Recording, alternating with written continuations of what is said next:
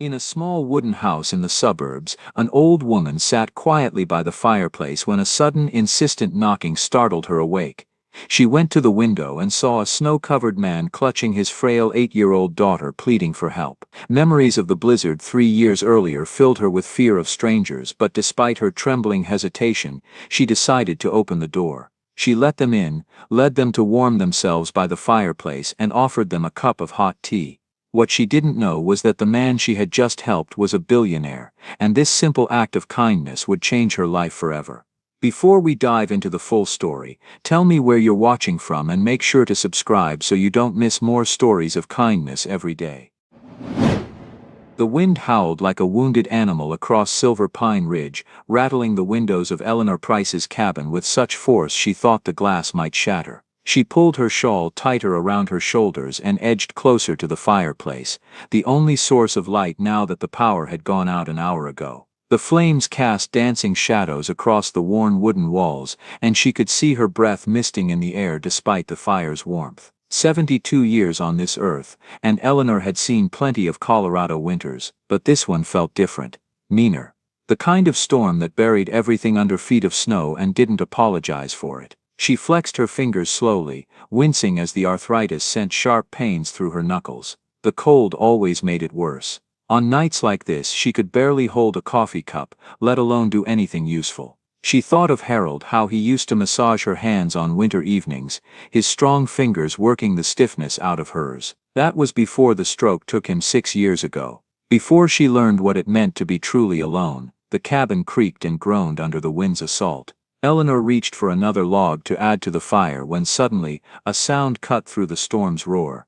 Bang, bang. Someone was pounding on her front door. Eleanor froze, the log halfway to the flames. Her heart began to race, each beat painful against her ribs. Bang, bang, bang. The pounding came again, more desperate this time. Then a man's voice, muffled but frantic, shouting against the wind. Please, help us, my daughter, she's freezing. Eleanor's hands began to shake, and it wasn't from the arthritis. She set the log down carefully and stood, gripping the arm of her chair for support. Her mind was already racing backward, pulled against her will to that night 3 years ago. It had been winter then too, not as cold but dark. A young man at her door, maybe 30, with a friendly smile and apologetic eyes. His car had broken down, he'd said. Could he just use her phone, maybe warm up for a minute? Eleanor had been lonely then. Harold had been gone 3 years at that point, and she'd welcomed the company, even from a stranger. She'd opened the door wide, invited him in, put the kettle on for tea. He'd waited until her back was turned. Then she'd felt the cold press of a knife blade against her throat, and heard his voice, no longer friendly, telling her not to scream. He'd taken everything. The cash she kept in the kitchen drawer, Harold's watch, her grandmother's silver candlesticks, even the wedding ring she'd slipped off to wash dishes, sitting by the sink. The police had been kind but useless. No fingerprints, no witnesses, no leads. The man had vanished into the night, and Eleanor had been left with empty drawers and a heart full of fear. She'd sworn then, sitting in this very cabin with the locksmith changing all her locks, that she would never open her door to a stranger again. Never. Bang, bang. Please, anyone. She's not breathing right. Eleanor's legs carried her toward the door before her mind could stop them. She pressed her face close to the small window, peering through the frost that had built up on the glass. The candles behind her provided just enough light to see. A man stood on her porch, covered in snow, his coat soaked through. In his arms, he held a small child, maybe 7 or 8 years old. The girl's face was flushed red, her head lolling against the man's chest. Even from here, Eleanor could see the child shivering violently. Please, the man shouted again, and now Eleanor could see tears freezing on his cheeks. I know you don't know us, but my little girl, she's sick, and we're lost, and I don't know what else to do. Eleanor's hand moved to the lock, then stopped. Her whole body trembled. The memories crashed over her. The knife, the theft, the weeks of nightmares afterward, the way she'd jumped at every sound for months. But the child, that little girl in the man's arms. No, Eleanor whispered to herself. No, I can't. What if it's a trick? What if there's someone else waiting? What if, the girl coughed, a wet, rattling sound that Eleanor could hear even through the door and the storm. The man pressed his daughter closer to his chest, trying to shield her from the wind. Eleanor closed her eyes. She saw Harold's face, the way he'd looked at her on their wedding day. She heard his voice, gentle but firm. "Ellie, you've got the biggest heart of anyone I know. Don't ever let the world make you lose that." But Harold had never been robbed at knife point. Harold had never known what it felt like to have everything stolen, to feel violated in your own home. The girl coughed again, weaker this time. Eleanor's hand shook as it gripped the deadbolt. Everything in her screamed to leave the door locked, to call out that she couldn't help, to wait until morning, when surely someone else would find them. But morning might be too late. With a sound that was half sob, half prayer, Eleanor threw the deadbolt and yanked the door open. The wind immediately tried to rip the door from her arthritic grip, and snow blew into the cabin. The man nearly fell forward, catching himself at the last second. "Thank God," he gasped. "Thank God. Thank you, please, get inside," Eleanor said, her voice harder than she intended. She stepped back, clutching a walking stick she'd grabbed from beside the door. Not much of a weapon, but better than nothing. Quickly, the man stumbled inside, the girl still clutched in his arms. Eleanor slammed the door shut against the wind and threw the bolt home with shaking fingers. For a moment, the only sound was their heavy breathing and the crackling of the fire. Eleanor backed up several steps, the walking stick held firmly in front of her. The man stood just inside the door, dripping melted snow onto her floor, his arms wrapped protectively around his daughter. Now that they were in the light, Eleanor could see them more clearly. The man was in his mid-30s, with dark hair plastered to his head and exhaustion written in every line of his face. His clothes, though soaked, looked well made. The girl wore a pink winter coat that was far too thin for this weather, and her blonde hair hung in wet tangles around her fever-flushed face. "Thank you," the man said again, his voice cracking. "I'm Michael Grant. This is my daughter Lily. We were driving to Glenwood Springs when the storm hit. The car went off the road about 2 miles back. I tried to wait it out, but Lily, she's been sick for 2 days and it was just getting worse, and—" "Stop," Eleanor interrupted, her voice sharp. She tightened her grip on the stick. "Don't move from that spot. Don't touch anything." Michael's eyes widened, but he nodded. Okay, we won't. I promise, we just need to get warm. Please." Lily stirred in his arms and let out a weak whimper. "Daddy, I'm cold." "I know, sweetheart. I know. We're inside now. You're going to be okay." Eleanor's heart twisted at the girl's voice, but she kept her distance. "Put her down by the fire, slowly, then sit in that chair." She pointed to the armchair farthest from the door, farthest from her bedroom, farthest from anything valuable. "Don't get up unless I say you can." "Yes, ma'am," Michael said quietly. He knelt by the fireplace and gently set Lily down on the rug. The girl curled into a ball immediately, shivering so hard her teeth chattered. Michael moved to the chair Eleanor had indicated and sat, his hands visible on his knees. "We won't cause any trouble, I swear. We'll leave as soon as the storm passes." Eleanor didn't answer. She kept the walking stick in one hand and backed toward the hallway closet. Without taking her eyes off Michael, she fumbled behind her for the door handle, opened it, and pulled out 2 old blankets. She tossed them toward the fire. "Wrap her up," she ordered. "Get those wet clothes off her first." Michael moved quickly but carefully, always aware that Eleanor was watching his every move. He helped Lily out of her soaked coat and wrapped her in both blankets. The girl's shivers didn't stop, but they became less violent. Eleanor watched as Michael tucked the blankets around his daughter with gentle, practiced hands. The way he checked her forehead for fever, the way he whispered reassurances that everything would be all right, the tenderness in every movement. It didn't look like an act. But then again, the man 3 years ago hadn't looked dangerous either. "I'm going to make tea," Eleanor announced. "You stay right where you are. If you move from that chair, I'm calling the police." She had no phone service, but he didn't need to know that. "We won't move," Michael promised. "Thank you, really, you saved our lives tonight."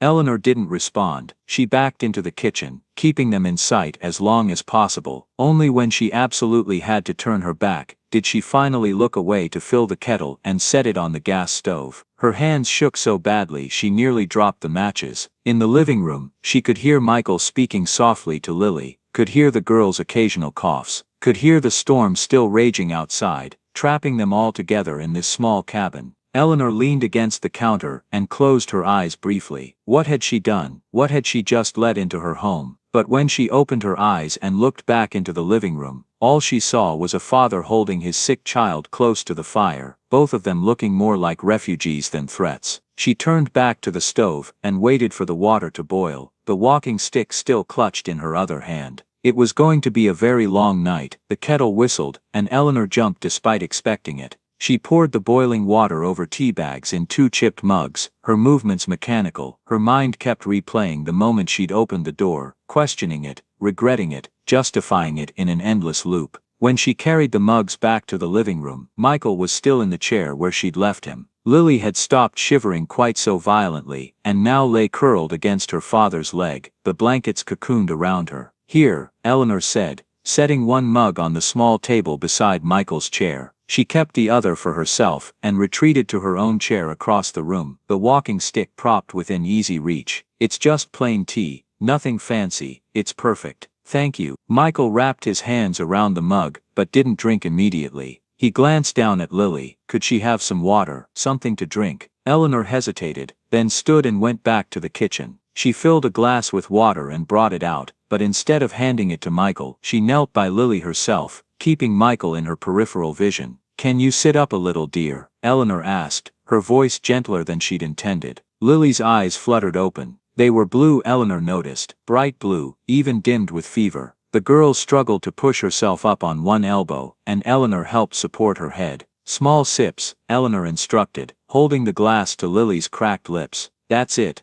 not too fast." Lily drank greedily at first, then slowed at Eleanor's urging. When she'd had enough, she sank back down with a soft sigh. "Thank you," she whispered. Eleanor's throat tightened. She stood quickly and retreated back to her chair, putting distance between herself and the child's trusting eyes. Michael took a sip of his tea and closed his eyes briefly. "This is the best thing I've ever tasted." "It's just Lipton," Eleanor said flatly. "Feels like liquid life right now." He cradled the mug, and Eleanor noticed his hands were red and raw, probably from carrying Lily through the snow. "I don't know how to thank you. When I saw your light through the trees, I thought it was a miracle." Eleanor didn't answer. She sipped her own tea and studied him over the rim of her mug. In the firelight, she could see him better now. He had a kind face, she supposed. Worry lines around his eyes, a day's worth of stubble on his jaw. His clothes were good quality but nothing flashy, a fleece pullover, jeans, hiking boots that had seen actual hiking. "You said you were heading to Glenwood Springs?" Eleanor finally asked. Michael nodded. "We were going to visit family there. I should have checked the weather more carefully, but the forecast said the storm wouldn't hit until tomorrow night. I thought we'd beat it." He laughed bitterly. "Guess the storm had other plans." "The weather up here doesn't care about forecasts," Eleanor said. "Changes its mind every 5 minutes. I'm learning that." Michael glanced down at Lily, who seemed to have fallen into a restless sleep. "She's been fighting a cold all week. I probably shouldn't have brought her on this trip at all, but she wanted to go, and I thought the drive would be okay. I'm an idiot. You couldn't have known the storm would come early." "No, but I should have been more careful, should have checked the tires better, should have had chains." He ran a hand through his wet hair. "Should have done a lot of things differently." Eleanor recognized the tone. She'd spent enough nights after Harold died, cataloging all her own should-haves. Should have noticed the signs of his stroke coming.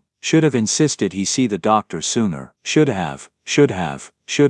"You got her here," Eleanor said quietly. "That's what matters." Michael looked up at her, and she saw genuine gratitude in his eyes. "Because you opened your door, in the middle of a blizzard, to complete strangers. That took courage." Eleanor's hand tightened on her mug. Courage or foolishness, she thought. The jury was still out. A silence fell between them, broken only by the crackling fire and the wind howling outside. Eleanor found herself watching Lily sleep, watching the rise and fall of the girl's chest under the blankets. So small, so vulnerable. "How old is she?" Eleanor heard herself ask. 8. Just turned 8 last month." Michael's face softened when he looked at his daughter. She wanted a birthday party at the roller skating rink, invited her whole class, fell down about 20 times and got right back up every single time. He smiled at the memory, then the smile faded. Her mom would have loved seeing that. "Is her mother not?" Eleanor trailed off, unsure how to ask delicately. "Lily's mom died 2 years ago. Cancer." Michael's voice was quiet but steady, like he'd said these words many times before. Eleanor felt something shift in her chest. "I'm sorry to hear that, thank you." Michael stared into his tea. "Sam was the strong one. the organized one. I'm still figuring out how to do this alone. Most days I feel like I'm just barely keeping my head above water. That must be very difficult, Eleanor said softly, and she meant it. She thought of Harold, of how lost she'd been after he died. At least she'd had all those years with him, all those memories. This little girl would barely remember her mother. Michael looked up. You said is her mother not, past tense, so you understand what it's like to lose someone. Eleanor hesitated. Sharing personal information felt dangerous, like opening another door. But something in Michael's expression, the genuine sorrow mixed with understanding, made her answer. My husband passed 6 years ago, stroke, very sudden. I'm sorry, Michael said, and the sincerity in his voice was unmistakable. So am I. Eleanor pulled her shawl tighter. We were married 43 years. That's a beautiful thing. 43 years together. Michael managed a small smile. Sam and I only had 10. I thought we'd have so many more. Another silence. Eleanor watched as Michael carefully took off his wet socks and set them near the fire to dry. He moved slowly, telegraphing every action, clearly aware that she was still wary. When he settled back in the chair, he kept his hands visible on the armrests. Can I ask your name? He ventured. I'd like to know who to thank. Eleanor debated not answering, but that seemed unnecessarily rude. She'd already let them in after all. Eleanor Price. Thank you, Mrs. Price. Truly. I know this wasn't easy for you. Eleanor didn't respond to that. Instead she asked, what do you do? For work I mean, when you're not driving through blizzards. I work in technology, software development mostly. Michael's answer was vague but not evasive. It keeps me busy, too busy sometimes, which is why this trip was important. Lily needs more than just a dad who works all the time.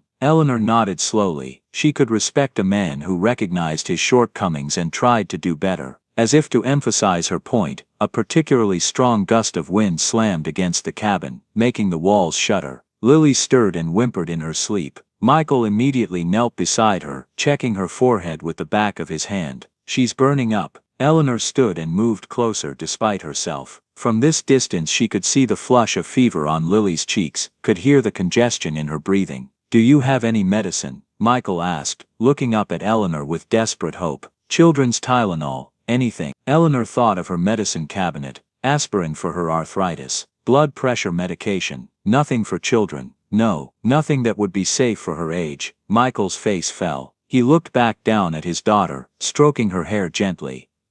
Okay. Okay, we'll manage. We've gotten through worse. Eleanor watched them for a long moment, then made a decision. Wait here. She disappeared into the kitchen, and returned a few minutes later, with a bowl of cool water and a clean cloth. She set them down beside Michael without explanation. My mother used to do this when I had fevers as a girl, Eleanor said, her voice a bit less gruff than before. Won't cure anything but it helps keep the fever from getting too high. Wipe her face, her neck, her wrists. Not too cold or you'll make her shiver more. Michael's eyes glistened. Thank you. Eleanor retreated back to her chair, and watched as Michael dampened the cloth, and gently pressed it to Lily's forehead. The girl sighed softly, but didn't wake. Michael worked quietly, methodically, wetting the cloth again and again, tending to his daughter with infinite patience. Despite herself, despite her fear, and her caution, Eleanor felt the ice around her heart begin to crack just a little. This wasn't the man from 3 years ago. This was a father desperately trying to save his sick child. Whatever else he might be, that truth was written in every careful touch, every worried glance, every gentle word.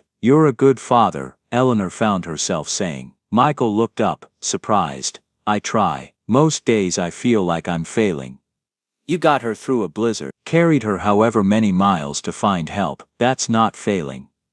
Maybe. Michael managed a small smile. Or maybe I'm just stubborn. Stubborn is what keeps us going sometimes. Michael studied her face in the firelight. You sound like you know something about that. Eleanor looked away, uncomfortable with the perceptiveness but not offended. This life up here alone, it requires a certain amount of stubbornness. How long have you been up here by yourself? Eleanor was quiet for a moment, then decided there was no harm in answering. Since my husband died, 6 years now. We used to come up here together on weekends, holidays. After he passed, I just stayed. Family nearby. No family. Never had children. Eleanor's voice was matter-of-fact, hiding the old pain. "Harold and I, we wanted them, but it just didn't happen for us. I'm sorry, it's just how things turned out." Eleanor adjusted her shawl. "We had a good life together anyway, that was enough." They sat in companionable silence for a while longer. Michael continued to tend to Lily, and Eleanor found herself relaxing incrementally. The walking stick, while still within reach, no longer felt quite so necessary. "Storm's getting worse," Eleanor observed, listening to the wind. "We should try to rest. Morning will be here before we know it."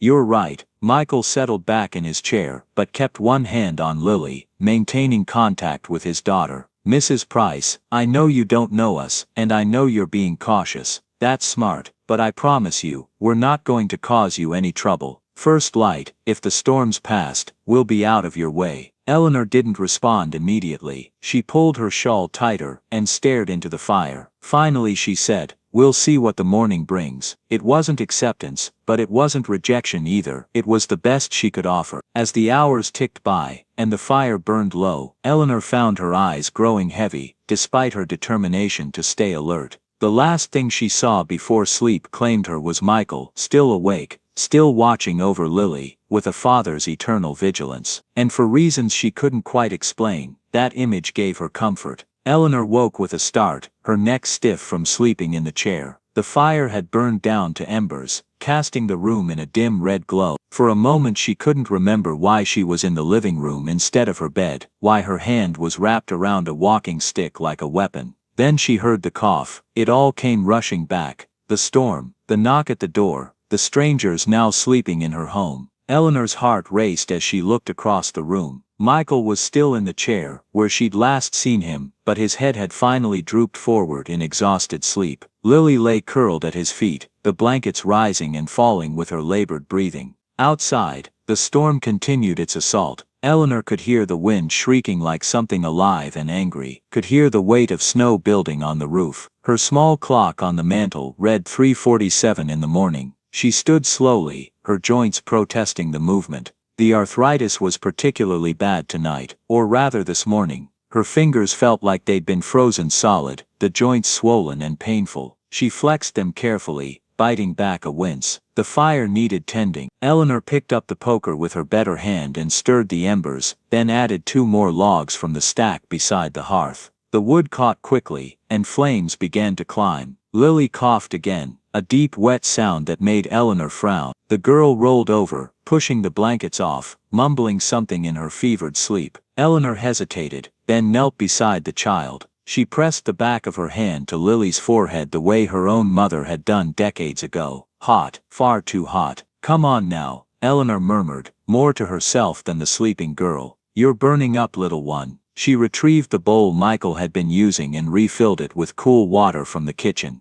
As she dampened the cloth and pressed it to Lily's flushed face, the girl's eyes fluttered open. "Mama?" Lily whispered, her voice small and confused. Eleanor's throat tightened. "No, sweetheart, your daddy's right here though, he's just sleeping." Lily's unfocused eyes found her father's form in the chair. "Where are we?" "You're safe. That's all that matters right now." "I don't feel good." "I know." Eleanor wrung out the cloth and gently wiped Lily's neck and wrists. "This will help a little bit." Lily's hand suddenly reached out and grasped Eleanor's wrist. Her grip was weak but desperate. "Don't leave." Something in Eleanor's chest twisted painfully. She thought of all the nights she'd been the one asking that question into the darkness. All the times she'd wished someone, anyone, was there to sit with her through the long lonely hours. "I'm right here," Eleanor found herself saying. "You rest now." Lily's eyes drifted closed again, but her hand remained wrapped around Eleanor's wrist. The old woman stayed kneeling there on the hard floor, her knees aching, her back protesting, but unwilling to pull away from that small trusting grip. After a while, she heard movement. Michael stirred in the chair, his eyes opening slowly, taking a moment to remember where he was. When he saw Eleanor kneeling beside Lily, he sat up quickly. "I'm sorry," he said, his voice rough with sleep. "I didn't mean to fall asleep. I should have been watching her." "You were exhausted," Eleanor said, no sense apologizing for being human. Michael rubbed his face with both hands. "How is she?" "Fever's still high, but she's resting." Eleanor carefully extricated her wrist from Lily's grasp and stood, her knees popping audibly. How long has she been sick? Started with a runny nose about 5 days ago. By day 3 it was in her chest. I took her to the doctor, got antibiotics, thought we were managing it. Michael looked down at his daughter with anguish written on his face. The doctor said it was okay to travel as long as she kept taking her medicine. But I think the cold, the stress of the drive, the storm, it all made it worse. Eleanor lowered herself back into her chair. Kids get sick, it happens. Not this sick, not on my watch. Michael's hands clenched into fists. I keep second-guessing everything. Should we have stayed home? Should I have pulled over sooner? Should I have? You should stop torturing yourself, Eleanor said quietly, but firmly. You're doing the best you can in a difficult situation. That's all anyone can do. Michael stared at her for a long moment, then nodded slowly. You're right, I'm sorry. They sat in silence for a while, listening to the fire crackle and the wind howl. Eleanor found herself studying Michael's face in the flickering light, the exhaustion etched into every line. The weight of responsibility he carried alone. It's hard, isn't it? She finally said, doing it all alone. Michael looked at her with understanding in his eyes. Yes. It is. I thought I knew loneliness when Harold first died, Eleanor continued, surprising herself with her candor. But at least I'd had all those years with him. At least I had the memories. You're trying to raise a child and keep your wife's memory alive and deal with your own grief all at the same time. Some days I don't know if I'm doing any of it right. Michael's voice was raw with honesty. I look at Lily and I see Sam in her smile, in the way she tilts her head when she's thinking. And it's beautiful and it's torture all at once. Eleanor nodded. She understood that particular pain. The first year after Harold died, I couldn't look at his things. His chair, his coffee mug, his coat still hanging by the door. They were everywhere, reminding me of what I'd lost. What did you do? Eventually I packed some things away. Not everything. I kept his favorite chair, his books, but I put away the things that hurt too much to see every day. Eleanor paused. Everyone grieves differently. There's no right way to do it. Did it get easier? In some ways. In others, no. Eleanor met his eyes honestly. The pain doesn't disappear. It just becomes part of you. You learn to carry it. Michael absorbed this silently. Then he said, "Thank you for talking to me about this." Most people don't know what to say, so they just avoid the topic entirely. People are uncomfortable with grief, Eleanor said. They think if they don't mention it, you won't think about it. As if you could ever stop thinking about it. Exactly. Michael managed a small smile. You understand. They talked through the long hours of the night, sharing stories of the people they'd lost, the lives they'd built and had to rebuild. Eleanor found herself telling Michael about Harold, about their courtship, their marriage, the quiet joy of their years together. Michael spoke of Sam, of her fierce love for Lily, her strength during the illness, her grace even at the end. She made me promise something before she died. Michael said as dawn began to lighten the sky. She made me promise I wouldn't let grief turn me into a ghost, that I'd keep living, keep trying, keep being present for Lily. That's a hard promise to keep. It is, but I'm trying. He looked at Eleanor with sudden intensity, which is why I'm grateful for tonight. Not just because you saved us, but because you reminded me that there are still good people in the world. People who choose kindness even when it's risky. Eleanor shifted uncomfortably. I just opened a door. You opened a door when you were terrified, when every instinct told you not to. That's courage, Mrs. Price. Eleanor didn't know how to respond to that, so she stood and moved to the window. The storm had finally begun to weaken. The snow was falling less heavily now, and the wind had died down to occasional gusts. Storms breaking, she observed. Should be clear by morning. Michael joined her at the window, careful to maintain a respectful distance. Thank you again, for everything. You've said that enough times, Eleanor said, but there was no sharpness in her tone. I'll probably say it a few more times before we leave, Michael admitted with a slight smile. They stood together in comfortable silence, watching the world outside transform from chaos to calm. And Eleanor realized with surprise that she wasn't counting the hours until they left. She was simply here, in this moment, with these unexpected guests who had somehow become something more than strangers. Lily stirred behind them, and Michael immediately went to her side. Eleanor watched him check her temperature, adjust her blankets, whisper soft reassurances. Watched the tenderness and love in every gesture. Whatever else happened, whatever came next, Eleanor knew one thing for certain: opening that door had been the right choice. Even if her heart was still learning to believe it. The storm finally broke around 8 in the morning. The wind died to occasional gusts, and the snow stopped falling, though what had already fallen lay in deep drifts as far as the eye could see. Eleanor stood at her kitchen window, looking out at the transformed landscape. Everything was buried under what had to be 3 feet of snow at least. The road, the path to town, even her woodshed was nearly covered. The world had turned into a blank white canvas, beautiful and treacherous. Behind her she could hear Michael talking softly to Lily in the living room. The girl's fever had broken sometime around dawn, and while she was still weak and congested, she was clearly on the mend. Eleanor put the kettle on for more tea, and began pulling out ingredients for breakfast. Eggs, a bit of bacon she'd been saving, some bread that was getting stale but would do for toast. Her hands moved automatically through the familiar motions, though the arthritis made every task harder than it should be. "Can I help?" She turned to find Michael standing in the kitchen doorway. His hair was still a mess, and he badly needed a shave, but his eyes were clearer after a few hours of sleep. "I can manage," Eleanor said, but her tone was less defensive than it might have been yesterday. "I'm sure you can, but I'd like to help anyway, if you'll let me." When Eleanor hesitated, he added, "I make a pretty decent breakfast, used to cook for Lily and Sam on weekends. It was kind of our family tradition." Eleanor studied him for a moment, then nodded toward the refrigerator. "Bacon's in there, don't burn it." "Yes, ma'am." Michael's smile was genuine as he rolled up his sleeves. They worked in companionable silence for a few minutes. Eleanor cracked eggs into a bowl while Michael set the bacon to sizzling in the pan. The smell filled the small kitchen, warm and comforting. "How's Lily this morning?" Eleanor asked. "Much better." The fever breaking was a huge relief. Michael flipped the bacon carefully. "She asked if we were having breakfast here. I told her that was up to you." Eleanor whisked the eggs more vigorously than necessary. "You can't go anywhere in this snow anyway. Road won't be clear until afternoon at the earliest." "Thank you." They finished cooking and carried the food into the living room. Lily was sitting up now, wrapped in the blankets, looking much more like a normal little girl, and less like a fever victim. "That smells good," she said, her voice still hoarse but stronger. "How are you feeling, sweetheart?" Eleanor asked, setting a plate in front of her.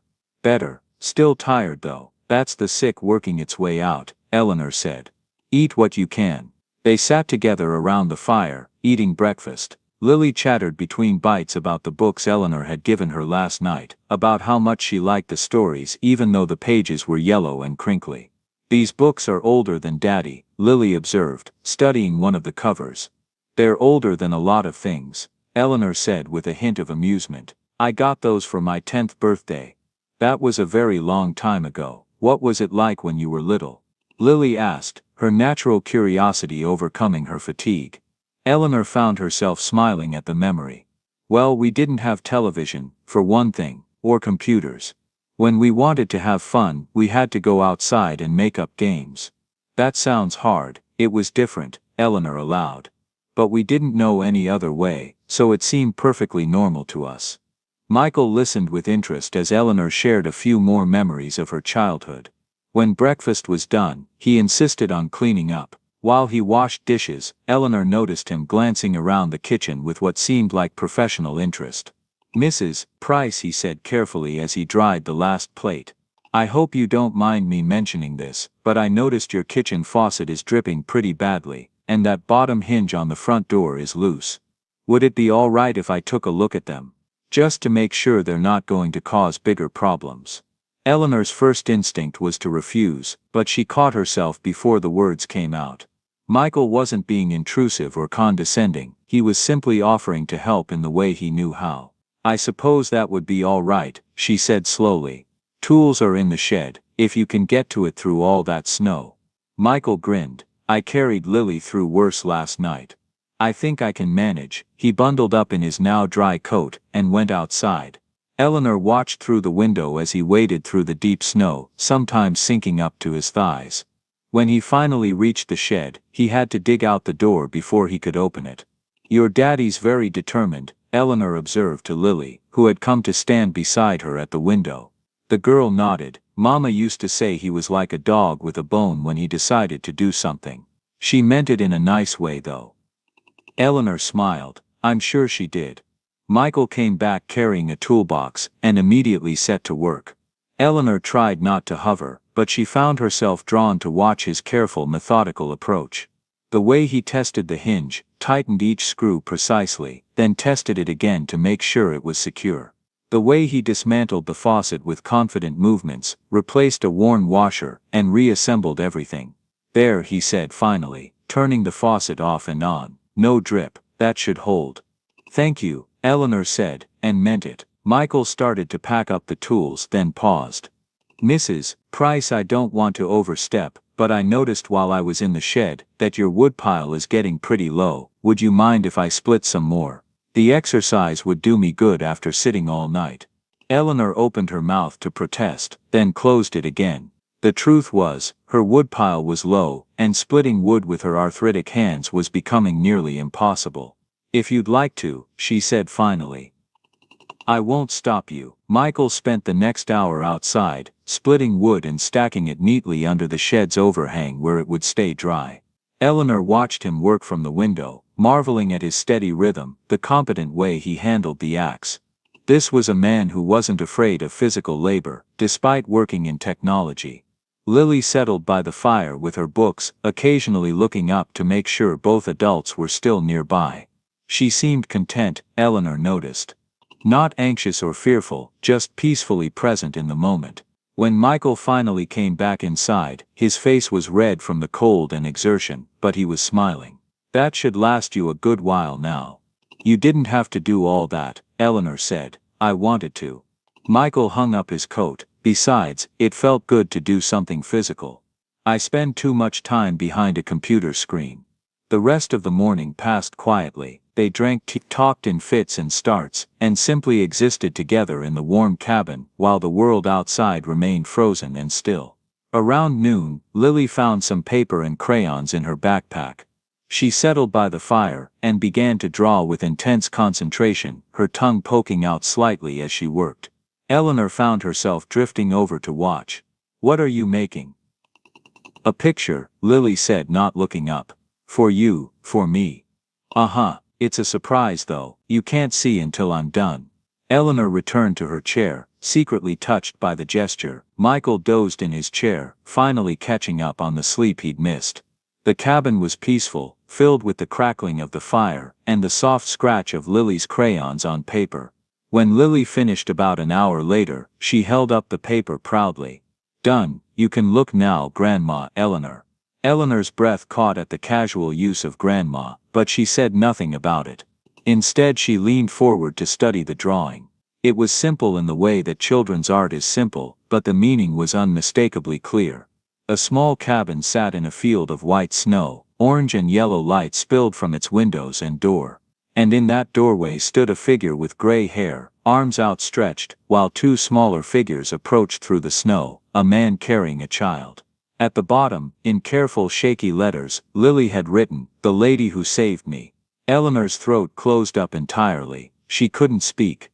She stared at the drawing, at the way this child had seen her. Not as a frightened old woman who'd reluctantly opened a door, as a savior. As someone with arms outstretched in welcome. Do you like it?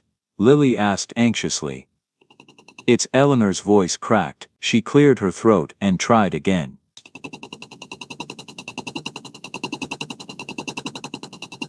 It's beautiful, sweetheart. It's the most beautiful thing anyone's ever given me. Really? Eleanor carefully took the drawing, holding it as if it were made of glass. I'll treasure this always. Lily beamed. Then, without warning or hesitation, she crossed the room and hugged Eleanor. Eleanor froze. She couldn't remember the last time she'd been hugged. Years. It had been years. Lily's small arms wrapped around her middle, and the girl's head tucked perfectly under her chin. Slowly, carefully, Eleanor's arms came up to return the embrace. She held the child gently, feeling the warmth of her, the absolute trust in the way Lily relaxed against her. Something inside Eleanor's chest cracked open, something that had been frozen solid for far too long. When Lily pulled back, she was still smiling. You're nice. I'm glad the storm brought us here. I'm glad we met you. Eleanor couldn't find words. She just nodded, blinking back tears. Michael had woken during the exchange. He watched them with an expression Eleanor couldn't quite read, something warm and sad and hopeful all at once. As the afternoon wore on, they heard the distant sound of a snowplow working its way up the mountain road. Civilization was returning. Soon Michael would be able to call for help, and they would leave. The thought filled Eleanor with an unexpected hollow feeling. Around 4 o'clock, Michael's phone finally got a signal. He made several calls, arranged for his car to be towed, and organized their departure.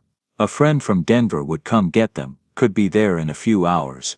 "We'll be out of your way by evening." Michael told Eleanor, "I've got a friend coming with a truck, he'll take us home." Eleanor nodded, telling herself she was relieved. Telling herself she'd be glad to have her space back, to return to her quiet solitude. She didn't believe herself at all. Lily looked up from her books with troubled eyes. "Do we have to go?" "Yes, sweetheart, we've stayed long enough. But I like it here." Lily's lower lip trembled slightly. "I like Grandma, Eleanor." Eleanor felt her heart squeeze. "I like you too, sweetheart." Michael pulled a small notebook from his pocket and wrote something down, then tore out the page. "Mrs. Price, this is my phone number. If you ever need anything, and I mean anything at all, please call me. Or if you just want to talk. Anytime." Eleanor took the paper carefully. Just a phone number, nothing more, no title, no address, just 7 digits and his name, Michael. "Thank you," she said quietly. "For everything you did around here today. You didn't have to." "I wanted to." Michael held her gaze. "You saved our lives last night. Let me have the small satisfaction of knowing your door won't fall off its hinges and you'll have enough firewood." Eleanor almost smiled. "When you put it that way." When Michael's friend arrived around 6:30, Eleanor helped them gather their few belongings. Lily moved slowly, reluctant, holding on to Eleanor's hand as they walked to the door. "Can we come visit you?" Lily asked suddenly. Eleanor looked at Michael, uncertain. He nodded encouragingly.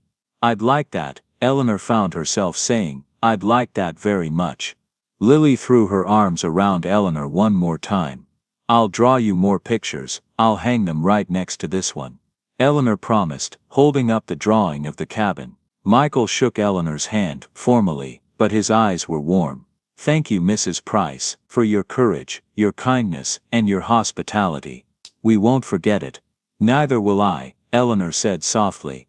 She stood in the doorway as they climbed into the truck, waving as it pulled away, watching until the taillights disappeared around the bend. Then she closed the door, the one with the newly fixed hinge, and locked it carefully. The cabin felt enormous and empty, too quiet. Eleanor looked at the chairs by the fire where Michael and Lily had sat, at the bowl and cloth still beside the hearth. At the drawing in her hand, she walked to her mantelpiece and propped the drawing against a framed photo of Harold, 2 pieces of her life, side by side. The past and something new she couldn't quite name yet. Outside, darkness fell over Silver Pine Ridge. Inside, Eleanor built up the fire with the wood Michael had split and sat in her chair. She looked at the drawing for a long time, at the figure with outstretched arms. "The lady who saved me," but Eleanor wondered if maybe, just maybe, they had saved her too. 4 days passed. Eleanor tried to return to her normal routine, but nothing felt quite normal anymore. The cabin seemed too quiet. Her meals for one felt sparse and sad. She kept finding little reminders of Michael and Lily's presence, a forgotten hair ribbon under the couch, an indentation in the pillow where Lily's head had rested. She told herself she was being foolish. They'd been strangers who'd needed shelter, she'd provided it. End of story. But she couldn't stop looking at Lily's drawing on the mantel, couldn't stop thinking about Michael's kindness, about Lily's easy laughter, about how it had felt to matter to someone again. On the 5th day, Eleanor heard a vehicle coming up the road. She tensed automatically, old fears rising. But when she looked out the window, she saw a familiar truck parking in front of her cabin. Michael climbed out, carrying several grocery bags. Lily hopped down after him, already smiling. Eleanor opened the door before they could knock, her heart suddenly light in a way she'd almost forgotten. "Mrs. Price," Michael said, his smile warm. "I hope you don't mind us dropping by. We wanted to see how you were doing. And to say thank you properly," Lily added, bouncing on her toes. With presents. Eleanor stepped back to let them in, unable to suppress her own smile. You didn't have to do that. We wanted to, Michael said, setting the bags on her kitchen counter. That night, with everything happening so fast, we didn't get a chance to really express our gratitude, so here we are. The bags contained fresh groceries, fruits, vegetables, good coffee, fresh bread, and a few other items. Eleanor noticed a new set of dish towels, some hand cream that Michael said was supposed to be good for arthritis, and a box of expensive tea. This is too much, Eleanor protested. It's not nearly enough, Michael countered gently. Mrs. Price, you saved our lives, a few groceries hardly covers that debt. There's no debt, Eleanor said firmly. You needed help, I gave it. That's all, Lily tugged on Eleanor's sleeve. I brought you something too, it's not groceries though. She pulled a small wrap package from her coat pocket. Eleanor unwrapped it carefully to find a hand-painted picture frame, clearly made by a child, with Grandma Eleanor written in glitter glue across the top. For your drawing, Lily explained, so it doesn't get wrinkled. Eleanor's eyes stung with tears. Thank you, sweetheart, it's perfect. They spent the next hour together, Michael and Eleanor talking while Lily played with some toys she'd brought. The conversation flowed easily, naturally, as if they'd known each other for years instead of days. How have you been? Michael asked. Really, Eleanor considered lying, saying everything was fine, but something about Michael's genuine concern made her tell the truth. Lonely, she admitted quietly. I didn't realize how lonely until you both left and the quiet came back. Michael nodded slowly. I understand that feeling. Our apartment felt empty after spending time here. Lily asked about you every day. Did she really? She did. Kept asking when we could come back, if you were okay, if you had enough firewood. He smiled. I think you made quite an impression on her. She made an impression on me too. Eleanor confessed. They sat in comfortable silence for a moment.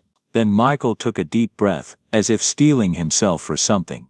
Mrs. Price, there's something I need to tell you, something I should have told you from the beginning. He paused, his hands clasping and unclasping nervously. I wasn't completely honest about my life, about who I am. Eleanor felt her stomach tighten. What do you mean? When you asked what I do for work, I told you I work in technology. That's true, but it's not the whole truth. Michael looked down at his hands. The reason I was vague, the reason I didn't tell you everything, is complicated. And it starts a long time ago when I was very young. Eleanor stayed quiet, sensing he needed to tell this his own way. I grew up in foster care, Michael said quietly. My parents died when I was 4, car accident. I don't remember much about them, just flashes really. My mom's perfume. My dad's laugh. After they died, I went into the system because there was no other family. No grandparents, no aunts or uncles who could take me. Eleanor's expression softened with understanding and sympathy. I bounced around between homes for years, Michael continued, his voice steady but distant, as if reciting facts rather than living memories. Some were okay, some weren't. None of them were permanent. I learned pretty quickly not to get attached, not to expect anyone to really see me as theirs. I was always temporary. Always just passing through. That must have been very difficult, Eleanor said gently. It was, but it also taught me things. Taught me to be self-reliant, taught me that family isn't something you can count on having. He looked up at her. When I met Sam in college, she was the first person who ever made me feel like I belonged somewhere. Like I mattered to someone. Her family kind of adopted me. Her parents treated me like a son. It was the first time since I was 4 years old that I felt like I had a home. Eleanor's throat tightened, understanding now the depth of his loss when Sam died. When Sam got sick, when she died, I lost everything all over again. Not just my wife, but the only real family I'd had since I was a little boy. Her parents were devastated, pulled away because it hurt too much to see me and Lily. I understood, but it meant we were alone again. Me and Lily, trying to figure out how to be a family of 2. I'm so sorry, Eleanor whispered. Michael smiled sadly. The thing is, going through foster care, never having stability, it made me determined to build something solid for myself. I threw myself into my work, built a company from nothing. I succeeded beyond anything I could have imagined. He pulled out his wallet and extracted a business card, holding it out to her. This is who I became professionally. Eleanor took the card with trembling fingers. She looked down at the embossed lettering. Michael Grant, CEO, Grant Tech Solutions. Her eyes stayed fixed on those 3 letters, CEO. The words beneath explained that Grant Tech Solutions was a software and data security company with multiple locations across 6 states. Eleanor's hands began to shake. She read the card again, then looked up at Michael, her expression shifting from surprise to confusion to something like hurt. Her voice came out as a whisper. You're a CEO of a big company. Yes, Michael said quietly. We have about 3,000 employees across the country. The company develops cloud computing infrastructure and cybersecurity software. It's worth a lot. Eleanor stared at him, her mind reeling. A CEO, not just someone who worked in technology, but someone who ran a major company. Someone with wealth and power and resources beyond anything she could imagine. Why didn't you tell me? The words came out sharper than she intended, but she couldn't help it. Michael leaned forward, his expression earnest and pained. Because I've learned the hard way what happens when people know about the money. Growing up with nothing, being nobody's child, and then suddenly having wealth, it changes how people see you. Some people treat you differently, like you're not quite real anymore. Others see dollar signs and start calculating. I wanted you to see me as just a person, just a father trying to save his daughter. But you lied to me, Eleanor said, her voice rising slightly. You let me think. I never lied, I just didn't tell you everything. Michael's voice was steady but pleading. Eleanor, that night in the storm, we were just 2 people who needed help. You didn't help us because we were rich or important. You helped because it was the right thing to do. That meant everything to me. It meant you saw us as human beings, not as a CEO and his daughter. Eleanor's breathing was becoming labored, her chest felt tight. The room seemed to spin slightly. Was this some kind of test? Did you want to see how the poor old woman would treat the rich man when she didn't know? Were you checking to see if I was worthy? What? No. Michael's expression was horrified. He moved closer, reaching out but not quite touching her. Eleanor, please, that's not what this was at all. Everything that happened was real. We were genuinely lost. Lily was genuinely sick. My gratitude is genuine. The only thing I held back was information about my company, and I did that because... But Eleanor wasn't listening anymore. Her mind was spinning with memories, with implications, with the feeling of being tested and evaluated without her knowledge. The tightness in her chest intensified, spreading down her left arm in a crushing wave of pain. Her vision started to narrow at the edges, the room telescoping around her. Mrs. Price. Michael's voice seemed to come from far away. Eleanor, are you okay? She tried to respond, tried to tell him something was wrong, but the pain was overwhelming. Her legs buckled, and she felt herself falling, everything going sideways. Michael caught her before she hit the floor, lowering her gently. Lily, call 911, right now. Daddy, what's wrong with Grandma? Lily's voice was high with panic, breaking with fear. Just call. Tell them we need an ambulance. Tell them it's a heart attack. Michael's voice was commanding but controlled as he turned back to Eleanor. He cradled her head carefully, his hands checking her pulse. Stay with me, Eleanor. Just breathe, nice and slow. Can you hear me? Eleanor tried to nod, but even that small movement sent fresh agony through her chest. She could see Lily crying, her small hands shaking as she spoke into Michael's phone. Could hear Michael giving calm, clear instructions. Could feel his hands supporting her, keeping her from falling further. The pain was crushing her, literally crushing her. She couldn't breathe properly, couldn't think past the overwhelming pressure in her chest. It felt like someone had placed an enormous weight on her ribs and was slowly, steadily pressing down. Is this it? She thought dimly. Is this how I die? Like Harold did. The ambulance is coming, Michael was saying, his voice steady despite the fear she could see in his eyes. It's going to be about 15 minutes. Eleanor, I need you to stay calm. You're having a heart attack. But help is coming. Do you have aspirin? Eleanor tried to point toward the bathroom, but her arm felt impossibly heavy, like it weighed 1,000 pounds. She couldn't make it move the way she wanted. I'll find it. Lily disappeared down the hall, her footsteps quick and scared. She returned moments later with the bottle, tears streaming down her face. Is this it, Daddy? Is this right? Good girl, Lily. You're doing great. Michael's hands were steady as he opened the bottle and crushed an aspirin tablet. He helped Eleanor get it under her tongue, his touch gentle but efficient. This will help. Just hold on. Please hold on. We need you. Lily knelt beside Eleanor, her small hands reaching out but hesitating, as if afraid to hurt her. Please don't die, Grandma Eleanor. Please, we just found you. We love you so much. Please don't leave us. Eleanor wanted to comfort the girl, wanted to wipe away those tears, but she couldn't speak, couldn't move. The pain was too much. Everything was too much. Her vision kept graying out at the edges, and she had to fight to stay conscious, to keep breathing, to not slip away into the darkness that beckoned. The 15 minutes felt like hours. Michael stayed beside her the entire time, monitoring her pulse, checking her breathing, talking to her in a calm, steady voice that belied the terror in his eyes. He kept Lily calm too, giving her small tasks: bring a pillow, get a blanket, stay close but give Grandma room to breathe.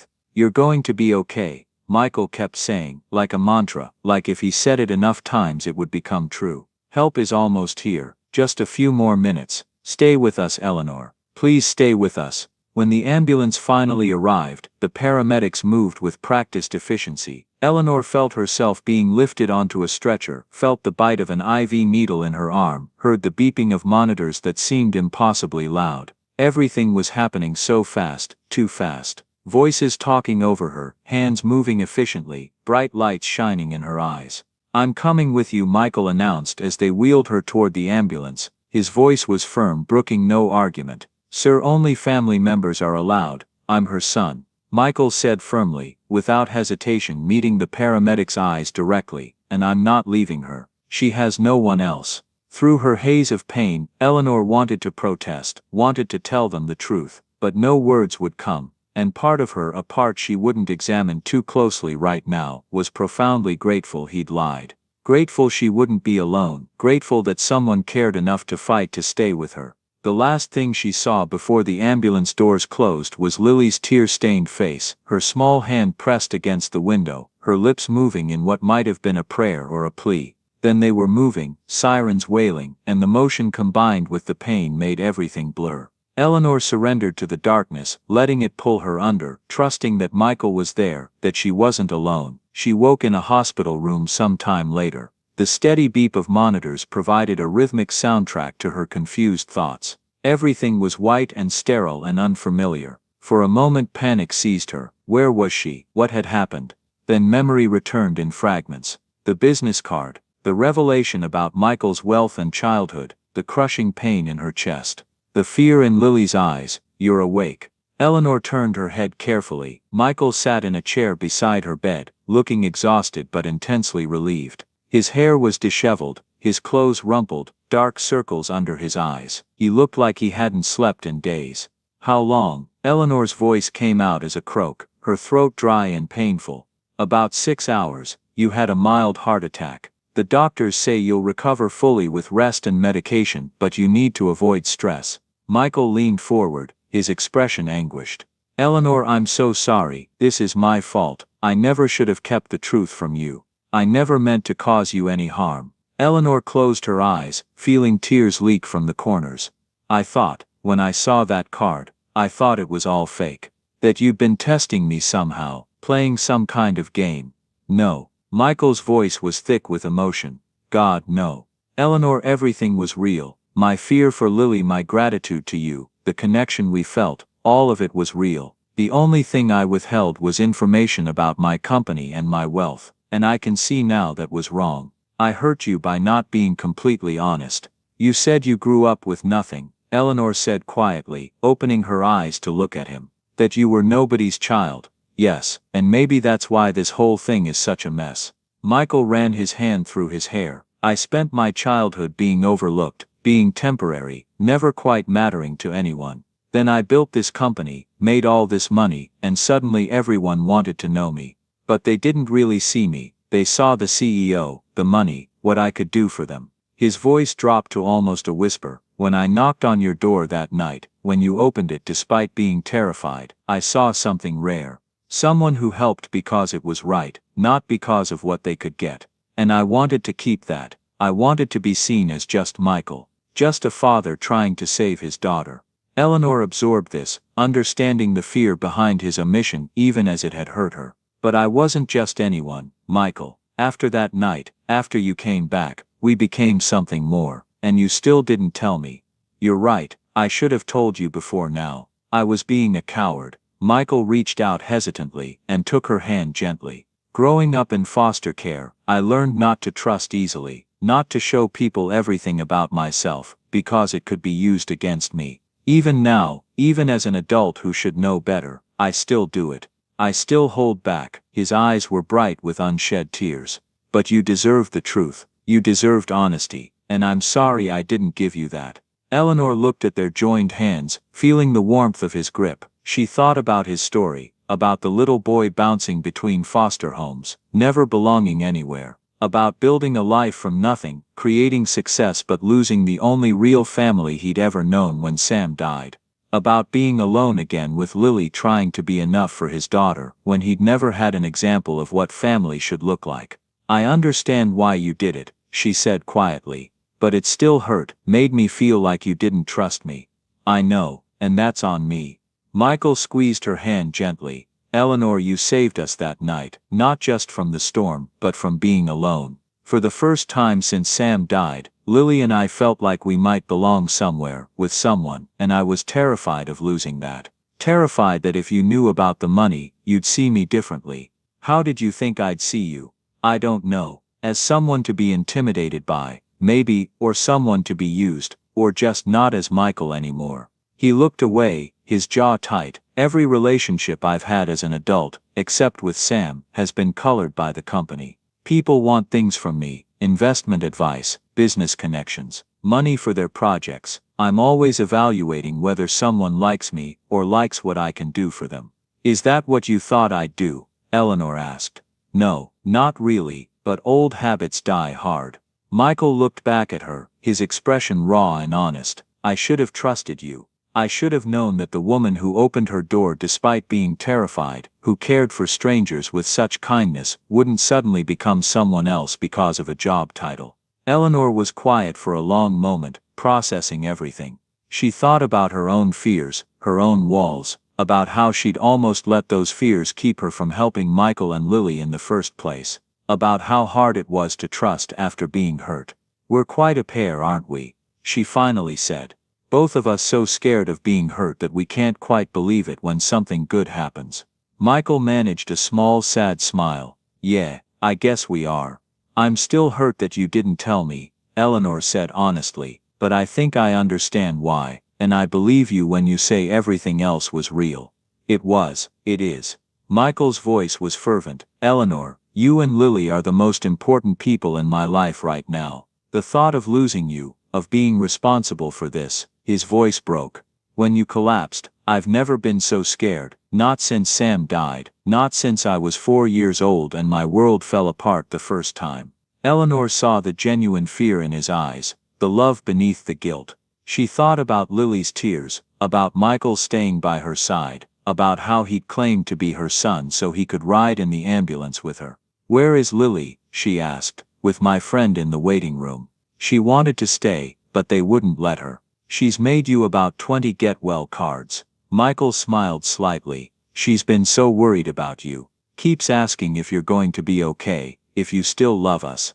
Of course I still love you both, Eleanor said, feeling tears slip down her cheeks. How could I not? Then you'll give me another chance, Michael asked, hope and fear mingled in his expression. Let me prove that my feelings are real, that this isn't about money or obligation or anything else. Just about family. Eleanor looked at him for a long moment. She saw the orphaned boy he'd been, the man he'd become, the father he was trying to be. She saw his flaws and his fears, and his genuine care, and she made a choice. Yes, she said softly, one more chance, but Michael, no more secrets. If we're going to be family, we have to trust each other. All the way. No more secrets. Michael promised fervently, I swear. Everything from here on out is honest and open. Even when it's hard, especially when it's hard. He held her gaze steadily. You taught me something, Eleanor. You taught me that being vulnerable, being honest, even when it's terrifying, that's what real connection requires. I'm going to try to be better at that. Eleanor nodded slowly, and I'll try to trust more easily, to not jump to the worst conclusion. Deal. They sat in silence for a while, hands still joined, both of them exhausted but relieved. The crisis had passed, but they both knew this was a turning point. They could retreat to their respective corners, protecting themselves, or they could move forward together, risking hurt but finding family. Can I see Lily? Eleanor asked after a while. I'll get her. Michael stood but paused at the door. Eleanor, thank you for giving me another chance. For understanding, for still being here. Thank you for staying, Eleanor replied. For not running away when things got hard, for caring enough to fight for this. Michael smiled, genuine warmth breaking through the exhaustion on his face. Always. I promise you that. Always.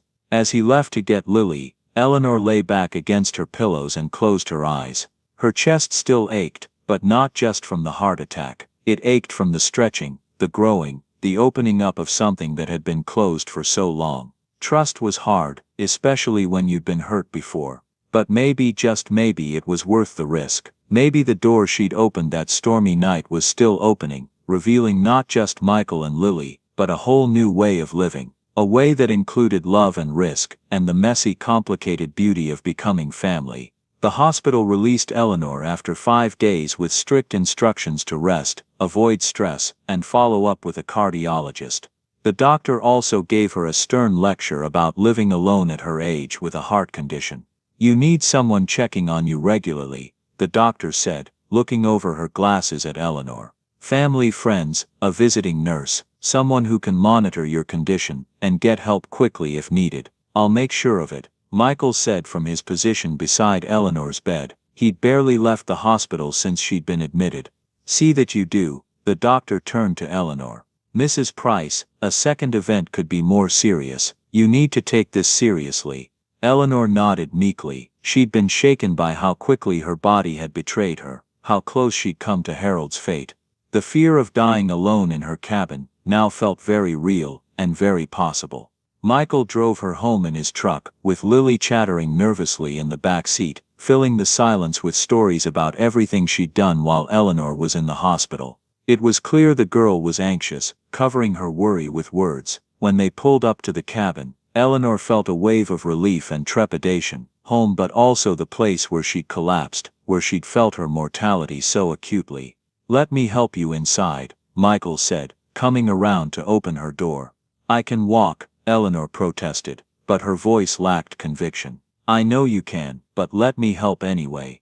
Michael supported her as they walked up the path, Lily darting ahead to open the door. Inside, the cabin was exactly as she'd left it, but somehow it felt different. Smaller, lonelier. I picked up your prescriptions, Michael said, setting several pharmacy bags on the kitchen counter.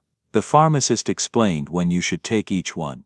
I wrote it down too, just in case. Eleanor looked at the neat list he'd made, complete with times and dosages. You didn't have to do all this. Yes, I did. Michael's voice was gentle but firm. Eleanor, I meant what I said in the hospital. I'm not going anywhere. I'm going to help you through this recovery whether you like it or not. I don't want to be a burden, Eleanor said quietly. Lily looked up from where she'd been arranging the get well cards she'd made along the mantelpiece. You're not a burden, Grandma. Eleanor, your family. Eleanor felt tears prick her eyes at the casual way Lily said it, as if it were the most natural thing in the world. True to his word, from that day forward, Michael and Lily became fixtures in Eleanor's life. They visited 3 times that first week, then settled into a routine of coming every other day. Michael would bring groceries, help with household chores, make sure Eleanor was taking her medications correctly. Lily would sit with Eleanor, reading to her, showing her schoolwork, just keeping her company. I brought my homework again, Lily announced one afternoon about 2 weeks after Eleanor's hospital release. We're learning fractions and I hate them. Will you help me? Eleanor, who hadn't thought about fractions in decades, found herself peering at the worksheet. Well, now let's see what we've got here. While they worked at the kitchen table, Michael busied himself around the cabin. Eleanor had stopped protesting his help. She'd noticed that he found things that needed fixing almost by instinct. The loose floorboard in the hallway that she'd learned to step over, the window in her bedroom that had always been drafty, the cabinet door that didn't quite close right. "You don't have to keep fixing things," Eleanor said one day, watching him adjust something on her kitchen cabinet. "I know I don't have to." Michael glanced at her with a small smile. "But it makes me feel useful, and besides, Lily needs to see you living somewhere safe and comfortable. These little things add up." Eleanor couldn't argue with that logic, and truthfully she was grateful. Her arthritis made so many tasks difficult, and having someone to help without judgment felt like a gift. As weeks turned into a month, something shifted between them. Eleanor stopped jumping at unexpected sounds when Michael was in another room. She stopped double-checking that her valuables were where she'd left them. She stopped waiting for the other shoe to drop. Instead, she found herself relaxing into a rhythm she'd thought lost forever. The rhythm of having people in her life who cared. One evening, as they sat around her newly repaired dining table eating soup Eleanor had taught Lily to make, the girl looked up suddenly. "Grandma Eleanor, tell us about when you were young. What was it like?" "Oh, that's ancient history," Eleanor deflected. "Please." Lily's eyes were wide and pleading. "I want to know about you." Michael smiled encouragingly. "I'd like to hear too." So Eleanor, haltingly at first, began to talk. She told them about growing up on a farm in Nebraska during hard times, about her 6 siblings and the one-room schoolhouse where one teacher taught all grades. She talked about weekly trips to town in the wagon, about helping her mother can vegetables for winter, about the summer her father taught her to drive the tractor. "We didn't have much," Eleanor said, her voice soft with memory, "but we had each other. I remember my mother always saying that family was the only wealth that truly mattered."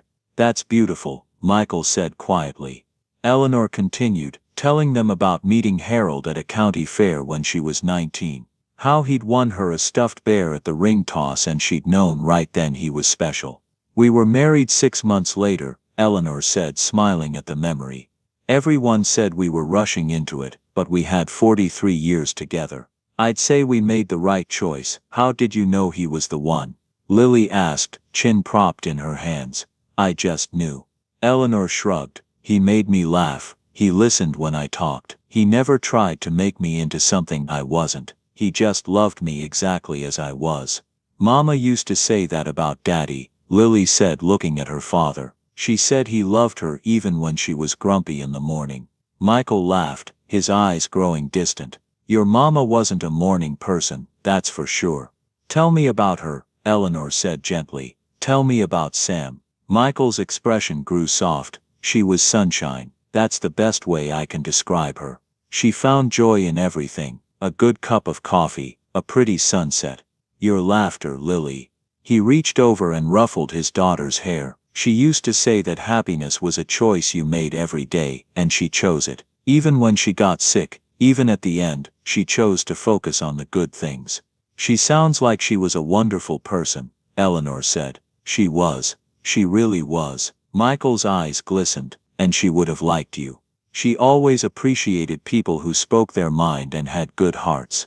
She would have said you two were kindred spirits." They talked late into the evening, sharing stories, laughing at memories, sometimes crying at the sadder ones. Eleanor found herself telling Michael and Lily things she hadn't spoken about in years, about miscarriages and the grief of childlessness, about watching friends die or move away, about the slow erosion of feeling connected to the world. "After Harold died, I felt like I died too," Eleanor admitted. "Not physically, but everything inside that mattered. I was just going through motions, waiting for it to be over." "And now?" Michael asked softly. Eleanor looked at him, then at Lily, who was leaning against her side sleepily. "Now I feel like maybe there's still something worth staying for." Michael's smile was warm and understanding. "Good, because we're very glad you're here." As the weeks continued, Eleanor's health improved, her strength returned gradually, and she found herself able to do more each day. But more than the physical healing, something deeper was mending. The walls she'd built around her heart were crumbling, one brick at a time. She started looking forward to Michael and Lily's visits with an eagerness that surprised her. Started planning little treats for when they came, cookies baked despite her arthritic hands, Lily's favorite soup simmering on the stove, the good tea served in her best cups. One day, about 6 weeks after her heart attack, Michael found her in the kitchen making bread. "Should you be doing that?" he asked, concerned. "All that needing my hands are better this week," Eleanor said. "The new medicine is helping. Besides, I wanted to make something nice for dinner." "For dinner?" Michael looked confused. "Well, yes, you are staying for dinner, aren't you?" Eleanor looked at him over her shoulder. "I thought the three of us could eat together. I made a roast." Michael's expression softened into something Eleanor couldn't quite name. "We'd love to stay for dinner." That evening, as they sat around the table sharing the meal Eleanor had prepared, she felt something shift inside her chest. Not the painful tightness of her heart attack, but a different kind of fullness, a warmth that spread through her whole body. This, she thought, looking at Michael's smile and Lily's animated chatter. This is what I've been missing. This is what home is supposed to feel like, not a place, not a building. People, connection, love, Grandma, Eleanor. Lily's voice pulled her from her thoughts. "You're smiling. What are you thinking about?" Eleanor reached over and squeezed the girl's hand. "I'm thinking about how lucky I am. That's all. We're the lucky ones," Michael said quietly, meeting her eyes across the table. "We're the ones who found you." Eleanor shook her head. "I think maybe we found each other," and for the first time in years she truly believed it. Spring came slowly to Silver Pine Ridge, melting the snow in patches and revealing the brown earth underneath. As the world outside came back to life, so did Eleanor. Not just physically recovering from her heart attack, but truly living again. Michael and Lily's visits had become the cornerstone of her week. 3 times a week at first, then 4, and now they came almost every other day. It was never intrusive, never felt like too much. It felt natural, like this was how things were meant to be. One Saturday in April, Lily burst through the door with her usual energy, but this time she was carrying a small potted plant. "Look what we brought," she announced. "It's for your garden. Daddy says we can plant it together." Eleanor looked at the tomato seedling, then at Michael, who was following behind with several more pots and a bag of soil. "I thought we could start a little garden," Michael explained. "Nothing too ambitious, just some tomatoes, maybe some herbs, if you're interested." Eleanor thought about the garden she and Harold used to tend together. How it had become overgrown and wild after he died, how she'd eventually let it go completely. The idea of starting again, of nurturing something back to life, felt both daunting and right. "I think that would be nice," she said softly. They spent the afternoon together in the warming sunshine, preparing the soil, planting the seedlings, laughing when Lily got more dirt on herself than in the pots. Eleanor supervised from a chair Michael had brought outside, giving advice while conserving her energy. "Not too deep," she instructed, as Lily planted a basil seedling, "just deep enough to cover the roots. That's it, perfect." Michael worked beside his daughter, following Eleanor's guidance. Watching them work together, seeing the care they took with each plant, Eleanor felt a fierce protectiveness rise in her chest. These were her people now. Somehow, impossibly, they'd become her family. "What are you thinking about, Grandma?" Lily asked, noticing Eleanor's distant expression. "Just watching you two," Eleanor said. "Thinking about how much has changed since that night in the storm." "Everything changed," Lily said simply. "We found you and you found us, and now we're a family." "Is that what we are?" Eleanor asked, her voice catching slightly. "Of course." Lily looked genuinely confused that Eleanor would question it. "You're my grandma. Daddy says so too." Eleanor looked at Michael, who nodded. "She's right, that's how I think of you, Eleanor. As family, as Lily's grandmother and my." He paused, searching for the right word. "My mother, if you'll have me." Eleanor's eyes filled with tears. "I never had children of my own. Harold and we tried, but it just wasn't meant to be. I always wondered what it would be like, and now you know," Michael said gently. "Yes," Eleanor whispered. "Now I know." Lily came over and wrapped her muddy arms around Eleanor, not caring about getting dirt on both of them. Eleanor held her tight, this child who had somehow stolen her heart completely. As spring progressed into early summer, the garden grew and so did their bond. Lily started leaving things at the cabin, a change of clothes, some books, art supplies. Michael kept a spare set of tools in Eleanor's shed. Eleanor found herself cooking for three, as a matter of course, always making sure there was enough for when they came. One evening in June after dinner, Michael cleared his throat in a way that suggested he had something important to say.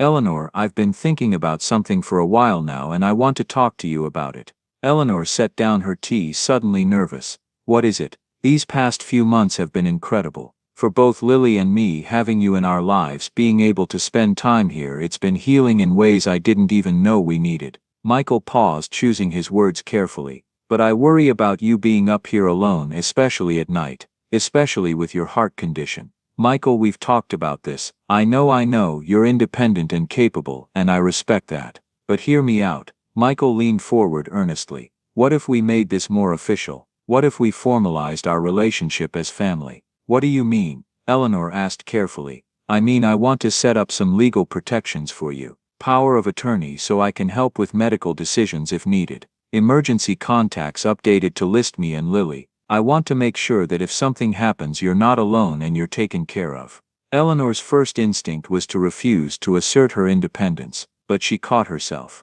This wasn't about taking away her autonomy. This was about having backup, having people who would be there when she needed them. And in exchange, Michael continued, I'd like you to be listed as Lily's guardian if something happens to me. I know that's a lot to ask, given your age and health, but there's no one else I'd trust more. You'd have full financial support, of course. And Michael, Eleanor interrupted gently. Stop talking about money. You know that's not what matters here. I know, but I need you to know that you'd never be burdened financially. That's not what this is about. What is it about? Eleanor asked, though she thought she knew. It's about making official what we already feel in our hearts, that we're family, that we take care of each other, that neither of us is alone anymore. Michael's voice was thick with emotion. You gave me and Lily a home when we were lost. Let me give you the same thing. Not a physical home, but the security of knowing you have people, that you matter to us, that we're in this together. Eleanor looked at Lily, who was nodding eagerly. Please say yes, Grandma. We love you. Those simple words, spoken with such innocent certainty, broke through Eleanor's last defenses. Yes, she said, tears streaming down her face. Yes to all of it. Michael stood and came around the table, pulling Eleanor into a hug. Lily joined them, creating a three-person embrace that felt like the most natural thing in the world. Thank you, Michael whispered. Thank you for trusting us. Thank you for not giving up on me. Eleanor replied. Thank you for seeing past the scared old woman to who I used to be, who I can be again. They spent the rest of the evening talking about practicalities but also about dreams. Eleanor told them about places she'd always wanted to see but never had. Lily shared her hopes for the future. Michael talked about wanting to step back from work a bit, to spend more time with the people who mattered. Life's too short, he said. Sam taught me that. We keep thinking we have time and then suddenly we don't. That's true, Eleanor agreed. I spent 6 years hiding away, trying to protect myself from being hurt again. And I was hurt, but I was also half dead. I wasn't living, I was just existing. And now? Lily asked. Eleanor smiled at the girl. Now I'm living, because of you two. You reminded me what it feels like to care about someone, to look forward to tomorrow. As the summer evening faded into twilight, they sat on the porch together, watching fireflies begin their dance in the meadow. Eleanor sat between Michael and Lily, feeling the warmth of their presence, the security of their love. She thought about that night in the storm,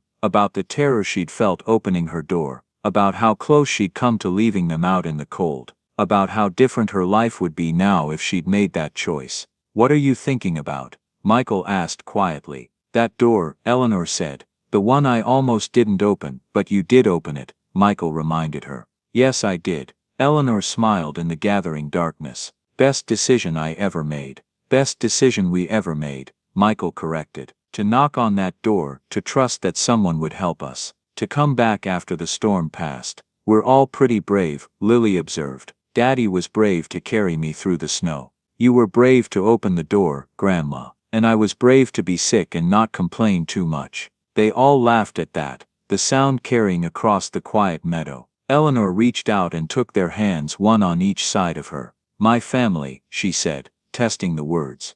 Our family, Michael agreed. And sitting there on the porch of her cabin, with the people she loved on either side of her, Eleanor felt something she hadn't felt in years. Complete, whole, home. Not because of the place but because of the people. Not despite her fears but because she'd been brave enough to face them. Not by accident but by choice. The choice to open a door, the choice to trust, the choice to love again. August brought heat and long lazy days. Eleanor's garden flourished under her care and Michael's regular attention. Tomatoes ripened on the vine, basil grew fragrant and full, and Eleanor found herself actually enjoying the physical work, even if she had to take frequent breaks. One Sunday afternoon, after they'd finished picking vegetables together, Michael asked Eleanor to sit with him on the porch while Lily played in the meadow beyond.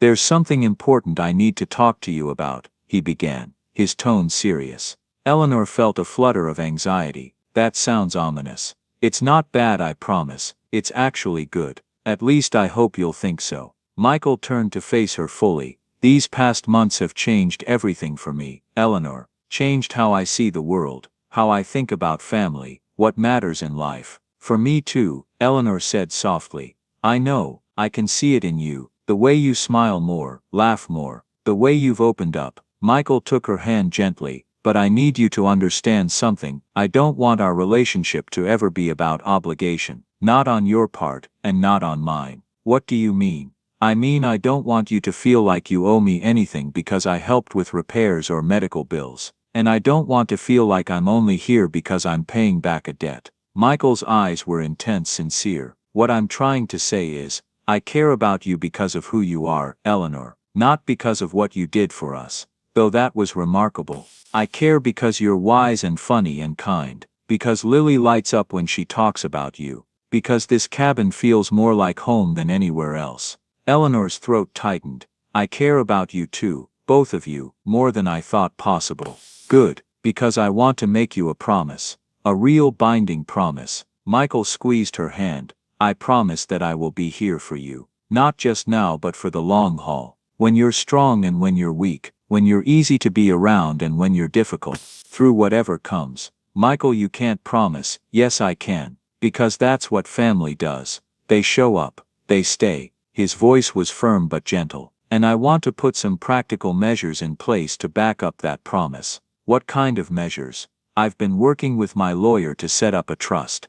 It's specifically designated to ensure you'll always be taken care of. Your property taxes, maintenance on the cabin, medical expenses, everything. It's irrevocable and it will continue even if something happens to me." Eleanor started to protest, but Michael held up his hand. "Before you argue, understand this isn't about pity or charity. It's about peace of mind. My peace of mind and yours. I need to know that if I get hit by a bus tomorrow, you'll still be okay. That you won't be alone and struggling." His eyes were bright with unshed tears. "And I think you need to know that too. That this isn't temporary. That we mean it when we say you're family." Eleanor wiped at her own eyes. "I don't know what to say." "Say you'll accept it. Say you'll let me do this one thing to ensure you're protected and cared for." Michael's voice dropped to almost a whisper. "Eleanor, you risked everything to save us. Your safety, your peace of mind, maybe even your life, given what happened after. Let me return the favor. Let me make sure you're secure for whatever years you have left." Eleanor thought about refusing, about asserting her independence one more time. But what would that accomplish? She'd spent 6 years being fiercely independent and all it had brought her was isolation and fear. "Okay," she said finally. "Yes, thank you." Michael's whole body sagged with relief. "Thank you. You don't know what this means to me. Being able to do this, to know you'll be taken care of. It helps me sleep at night. But I want you to know something too," Eleanor said firmly. "This isn't one-sided. You and Lily have given me more than financial security. You've given me a reason to keep going. You've given me joy and purpose and love. That's worth more than any amount of money." "I know," Michael said softly. "Believe me, I know." They sat in comfortable silence for a while, watching Lily chase butterflies in the tall grass. The girls' laughter carried on the warm breeze, a sound that never failed to make Eleanor smile. "Can I ask you something?" Eleanor said after a while. "Anything. Why did you really come back that first time? After the storm, I mean. You could have just called, sent a thank you card." Why make the trip all the way back up here? Michael considered the question carefully.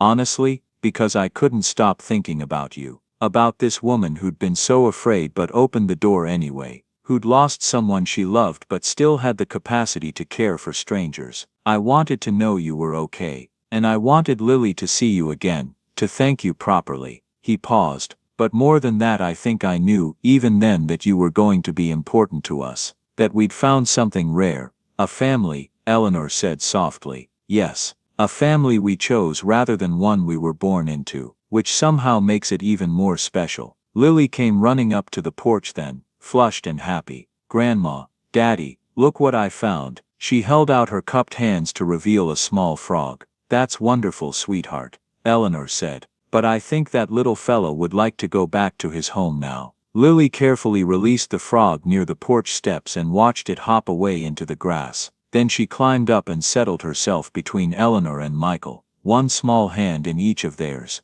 This is my favorite place, Lily announced. Right here with you too. I wish we could stay here forever. Eleanor felt her eyes sting again. Me too, sweetie. Me too. Michael looked at Eleanor over Lily's head, a question in his eyes. Eleanor knew what he was asking. She took a deep breath. Lily, sweetheart, Eleanor said gently. How would you feel if I told you that you and your daddy are my family now? My real forever family. Lily's face lit up like sunshine. Really? Like for real, Eleanor confirmed. You're my granddaughter, and your daddy is my son. If that's okay with you. It's more than okay. Lily threw her arms around Eleanor's neck. It's the best thing ever. I always wanted a grandma, and now I have one. Eleanor held the girl tight, feeling Michael's hand warm on her shoulder. Over Lily's head she mouthed thank you to him. He just smiled and mouthed back, thank you. As the sun began to set, painting the sky in shades of orange and pink, they sat together on the porch. Three people who'd found each other by chance but chosen each other by love. Eleanor thought about Harold, about how he would have loved Michael and Lily, about how he would have been proud of her for opening that door, for being brave, for letting love back into her life. I think Harold would have liked you both, she said aloud. I wish we could have met him, Michael said. From everything you've told us, he sounds like he was a remarkable man. He was, but I think he'd be happy knowing I'm not alone anymore. That's all he ever wanted for me, to be happy and safe and loved. You are all those things, Lily said with the certainty of childhood. Because we love you lots and lots. I love you too, Eleanor said, her voice thick with emotion. Both of you, more than I ever thought I could love anyone again. They sat together until the stars came out, talking and laughing and simply being together. And Eleanor realized that this was what healing looked like. Not forgetting the past or denying the pain, but making room for new love alongside the old. She'd never stop missing Harold, but she could still love Michael and Lily. Her heart was big enough for all of it. As they finally said goodnight and Eleanor watched their taillights disappear down the mountain road, she stood in her doorway and looked up at the stars. Thank you, she whispered to Harold, to the universe, to whatever force had brought them all together. Thank you for this second chance. Then she closed the door, the one with the sturdy hinge Michael had fixed, and locked it carefully. But this time she locked it not out of fear, but out of contentment, because inside was home. And outside, driving away but always coming back, was her family. Winter returned to Silver Pine Ridge, but this time Eleanor watched it come with anticipation rather than dread. The cabin was weatherproof now, warm and secure. The generator hummed quietly when needed. The woodshed was stocked full, and Eleanor knew that if it ran low, Michael would be there to replenish it. But more importantly, she wasn't alone. Michael and Lily had taken to spending every weekend at the cabin, arriving Friday evening and staying until Sunday night. Michael worked remotely on his laptop while Lily did homework at the kitchen table. Eleanor supervised both of them, offering advice on math problems and business decisions with equal authority. Grandma Eleanor, Lily said one Saturday morning as they worked on making bread together, did you ever think that night in the storm, that we'd become a real family? Eleanor paused in her kneading, considering the question. No, sweetheart, that night I was too scared to think about much beyond keeping you safe, but you weren't too scared to open the door. No, I guess I wasn't, Eleanor smiled. Sometimes being brave just means doing the right thing even when you're terrified. Daddy says you're the bravest person he knows. Eleanor felt her eyes sting. Your daddy is pretty brave himself, raising you all alone, building his company, carrying you through a blizzard. That takes a special kind of strength. I think we're all brave, Lily decided. We're a brave family. From the living room, Michael called out, "Are you two going to share that bread or eat it all yourselves? Depends on how nice you are." Lily called back, giggling. Eleanor watched the girl shape the dough into a loaf, her small hands confident now after months of practice. So much had changed in the years since that storm. Lily had grown taller, more confident. Michael smiled more easily, laughed more often, and Eleanor herself felt more alive than she had in a decade. That afternoon, while Michael and Lily were outside building a snowman, Eleanor found herself looking at the two pictures hanging side by side on her wall. The first one, "The lady who saved me," showed a frightened woman opening a door to strangers in need. The second one, added months ago, showed three people standing together, hands joined, with the words "Our second grandma," written in Lily's careful script. Two pictures, one journey. From strangers to family. Eleanor heard laughter outside and went to the window. Lily was trying to lift a large snowball onto the snowman's middle section, with Michael providing strategic guidance and occasional assistance. Their joy was infectious, and Eleanor found herself smiling. A knock at the door made her turn. Michael stuck his head in, his cheeks red from the cold. "Can you come out for a minute? We want to show you something." Eleanor bundled up and stepped outside. In the yard beside the snowman, Lily had written in the snow with a stick, "Best grandma ever." "Do you like it?" Lily asked eagerly. Eleanor felt tears freeze on her cheeks. "It's perfect. You're both perfect." That evening, as they sat around the fire sipping hot chocolate, Lily disappeared into the small guest room that had become hers. When she emerged, she held a rolled-up piece of paper. "I made something," she said shyly, "for your wall, if you want it." Eleanor unrolled the paper carefully. It was another drawing, more sophisticated than the earlier ones. This showed three figures standing in front of the cabin, but this time the scene was different. The sky above was full of stars, light poured from every window, and the three figures held hands in a circle, their faces turned toward each other. At the bottom, in Lily's improving handwriting, were the words "Forever Family." "Oh, sweetheart," Eleanor breathed. "It's beautiful. See, there's you and me and Daddy," Lily explained, pointing. "And up there in the stars, that's where your Harold and my mama are, watching over us." Eleanor's vision blurred completely. She pulled Lily into a tight hug, unable to speak. Michael came to stand beside them, looking at the drawing over their shoulders. "That's perfect, Lily Bug, just perfect." Eleanor carefully hung the new drawing alongside the others, creating a timeline of their journey together, from strangers to survivors, to family, from fear to trust to love. As night fell and the temperature dropped, they built up the fire and settled in the living room. Lily dozed off between Eleanor and Michael on the couch, her head on Eleanor's shoulder, her feet in her father's lap. "She's getting so big," Eleanor whispered, not wanting to wake the girl. "Too big, too fast," Michael agreed quietly. "Sometimes I look at her and see the baby she was, the toddler, every version of her all at once. Time moves too quickly. That's why we have to treasure moments like this,"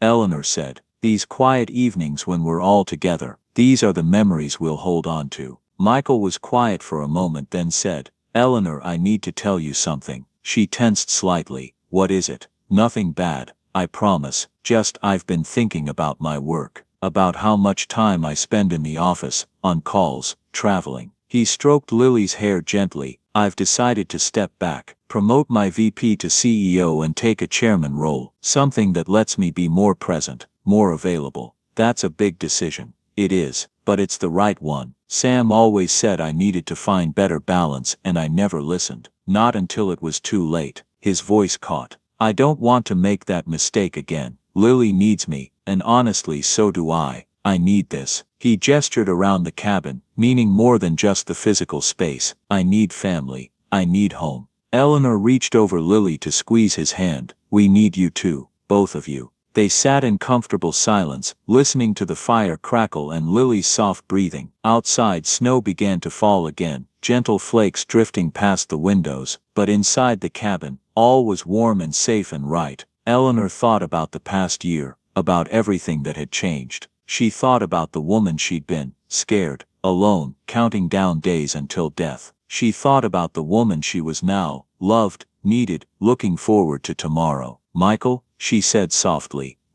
thank you. For what? For not giving up. For coming back after that first night. For seeing past the scared old woman to whoever was underneath. Eleanor's voice wavered but held steady. For giving me a reason to live instead of just survive. Michael's eyes were suspiciously bright in the firelight. Eleanor, you have that backwards. You're the one who saved us. You opened that door when you were terrified. You let us into your home, your life, your heart. We're the ones who should be thanking you. Maybe we saved each other, Eleanor suggested. Yeah, Michael agreed softly. Maybe we did. Lily stirred and mumbled in her sleep. Love you, Grandma. Love you, Daddy. We love you too, sweetie, Eleanor whispered, pressing a kiss to the girl's forehead. As the fire burned low and the snow continued to fall outside, Eleanor felt a sense of peace so complete, it was almost overwhelming. This was what happiness felt like. This warmth, this contentment, this absolute certainty of being exactly where she was meant to be. She thought about that night a year ago, the storm, the knock at the door, the terror and the choice. She thought about Harold and how he would have wanted this for her, love and family and joy. She looked at the pictures on the wall, at the progression they showed.